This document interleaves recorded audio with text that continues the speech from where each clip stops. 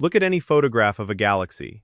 Everything you can see, every star, every glowing cloud, is a minority. For every kilogram of ordinary matter in the universe, there are about 5 kilograms of something else. Something we cannot see, cannot touch, and have never directly detected. We call it dark matter, not because it is dark, but because it is invisible. It gives off no light, absorbs no light, and ignores light completely. And yet we know it is there. We know it with more certainty than almost anything else in modern astronomy, because we can see what its gravity does. Something is holding the galaxies together, something with enormous mass. And 90 years after we first noticed it, we still have no idea what it is. The most common kind of matter in the universe, and we have never held a single piece of it. Chapter 1. Galaxies moving too fast. The first clue came in 1933, from an astronomer with a famous temper named Fritz Zwicky. Zwicky was studying the Coma Cluster, a swarm of thousands of galaxies, all orbiting their common center of gravity. The cluster holds more than 1,000 galaxies, and Zwicky used their redshifts to clock how fast each one was racing through the swarm. He measured how fast those galaxies were moving. And the answer made no sense. They were moving far too fast. At those speeds, the cluster should have torn itself apart millions of years ago. The galaxies should have flung off into empty space like sparks off a grindstone. But it hadn't. Something was holding it together. Something with far more gravity than all the visible galaxies could possibly provide. Zwicky did the arithmetic. To hold the Coma Cluster together, there had to be hundreds of times more mass than he could see. The visible galaxies accounted for barely 1% of the gravity needed. The other 99% was simply unaccounted for. He called the missing mass Dunkel materie, dark matter. He had found one of the deepest problems in physics. And almost nobody listened. Part of the problem was Zwicky himself. He was abrasive. He called his colleagues spherical bastards. Bastards no matter which way you looked at them. And he made enemies easily. But the bigger problem was that his measurement was easy to wave away. Galaxy clusters are messy. Maybe his numbers were just off. So for nearly 40 years, dark matter sat in a footnote. An odd result from a difficult man, waiting for someone to take it seriously. That someone arrived in the 1960s. And she was not looking for dark matter at all. She was just trying to measure how galaxies spin. Chapter 2. The woman who proved it. Her name was Vera Rubin. In the 1970s, she and her colleague Kent Ford were studying how fast stars orbit inside spiral galaxies. Here is what everyone expected. In the solar system, the inner planets orbit fast, and the outer planets orbit slowly, because gravity weakens with distance from the sun. It is the same pattern Kepler mapped 4 centuries ago. The farther out you go, the slower you move, because the sun's pull fades with distance. A galaxy should work the same way. Stars near the bright center should whip around quickly, and stars out at the dim edge should crawl. That is not what Rubin found. She found that the stars at the edge of a galaxy were moving just as fast as the stars near the center. It was as if Pluto were racing around the sun at the same speed as Mercury. By the known laws of gravity, it was impossible, unless the galaxy was far heavier than it looked.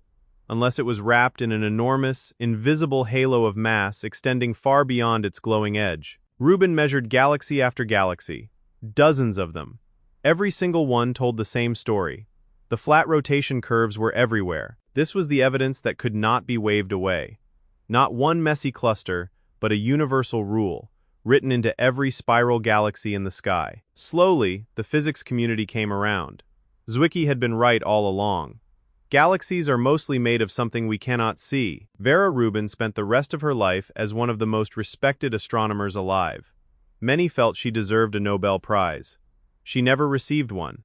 She died in 2016, with the prize still not awarded, and the mystery she uncovered still wide open, because proving that dark matter is there is not the same as knowing what it is. And those are two very different problems. We knew the universe was full of it. We just had no idea what it was made of. Chapter 3. Seeing the invisible. There was still one way to doubt all of this. Maybe dark matter wasn't real.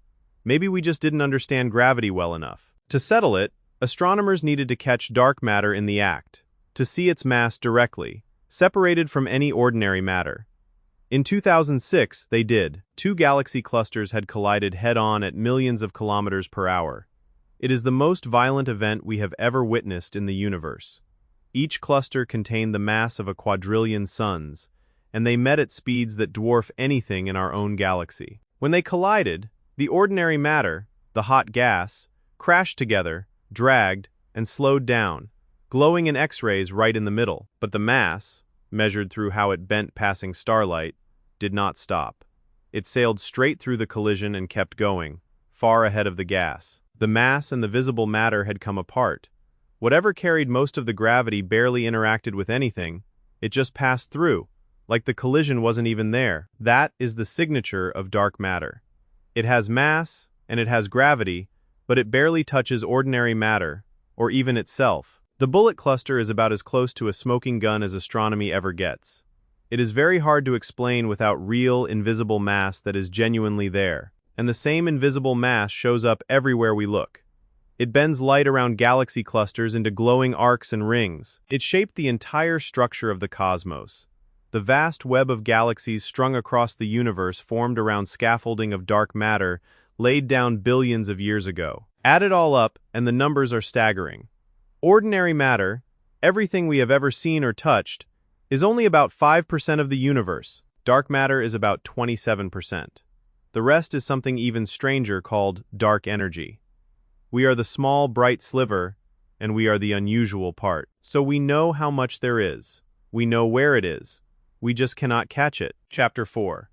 90 years of empty detectors. If dark matter is a particle, then trillions of them are passing through your body every second, leaving no trace at all. Almost always, they sail straight through. But if dark matter touches ordinary matter even a tiny bit, then once in a great while, one should bump into an atom and leave a faint flash. So, physicists built traps to catch that flash. Enormous tanks of liquid xenon, watched by thousands of sensors, waiting in total darkness. They buried these detectors deep underground, under a mile of solid rock, so that ordinary radiation would be filtered out, and only something as ghostly as dark matter could reach them. There are tanks like this under a mountain in Italy, and in an old gold mine in South Dakota nearly a mile and a half down. Then they waited. For years, with the most sensitive instruments humanity has ever built, tuned to catch a single ghostly collision. And nothing came. Not a single flash, in years of watching that perfect darkness. The leading candidate was a particle called a WIMP, a weakly interacting massive particle. For decades it was the favorite. Experiment after experiment hunted it. The WIMP was attractive because the same particle that would solve dark matter also fell naturally out of other theories in particle physics. It was almost too neat. Each new detector was more sensitive than the last. Each one ruled out more places the WIMP could be hiding. And each one found exactly nothing. The particle accelerators tried too. The Large Hadron Collider smashed protons together at nearly light speed, hoping to manufacture dark matter directly. It never appeared. So attention is turning to other candidates. A feather-light particle called the axion, or hidden particles that interact through forces we have not yet discovered. Each idea is clever. None has been found.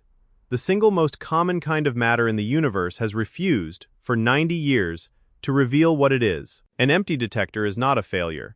Every empty year tells physicists where dark matter is not, and quietly narrows the hiding places that are left. But the hiding places are running out. And a quiet, uncomfortable question is getting louder. What if there is no particle to find at all? Chapter 5. What if we're wrong about gravity? There is a rival idea. What if dark matter doesn't exist, and instead our law of gravity is slightly wrong on the scale of galaxies? This idea is called modified Newtonian dynamics, or MOND. And for single galaxies, it works astonishingly well. It predicts those flat rotation curves without any invisible mass at all. It was proposed by the physicist Mordechai Milgrom in 1983, and for decades it has quietly refused to go away. But MOND has its own broken window. It struggles to explain galaxy clusters, and it struggles badly with the bullet cluster, where the mass and the matter clearly came apart. So we are left with two uncomfortable options. Either the universe is full of a particle we cannot detect, or our understanding of gravity, one of the pillars of physics, is incomplete. Both possibilities mean the same thing. There is something fundamental about reality that we have not yet understood, something hiding in plain sight, in the gravity of every galaxy. We have been here before. Every time physics hits a wall like this, the answer has rewritten what we thought the universe was made of. For 90 years it has shaped the galaxies, bent the starlight, and built the scaffolding of the cosmos. While staying just beyond our reach, we have mapped it, weighed it, and watched it move. We have just never touched it. The universe is mostly made of something we have never seen, and might never be able to. Everything you have ever seen, every star you have ever wished on, is a thin, bright froth on top of a dark ocean we cannot see into. And somewhere in that ocean is the answer. Waiting. The way it has waited for 90 years. For someone to finally catch it. If you want more stories from the edge of what we understand, subscribe to Strange